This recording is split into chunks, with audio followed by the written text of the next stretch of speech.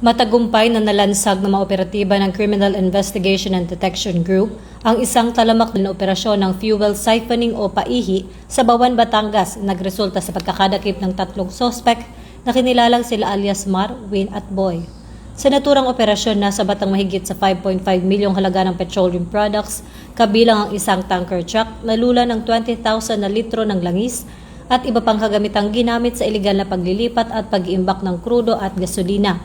Ang mabilis at planadong pagkilos na ito ng PNP ay patunay ng kanilang dedikasyon na sugpuin ang mga gawaing kriminal na sumisira sa patas na daloy ng komersyo at naglalagay ng panganib sa buhay ng mga mamamayan sa naturang lalawigan.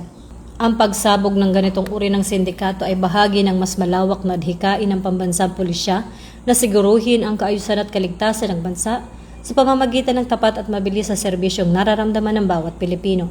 Nananawagan naman ang PNP sa publiko na manatiling mapagmatsyag at huwag mag-atubiling iulat ang anumang kahina-hinalang aktibidad sa kanilang komunidad, lalo na ang mga ilegal na bodega ng langis na maaaring magdulot ng sunog o sakuna.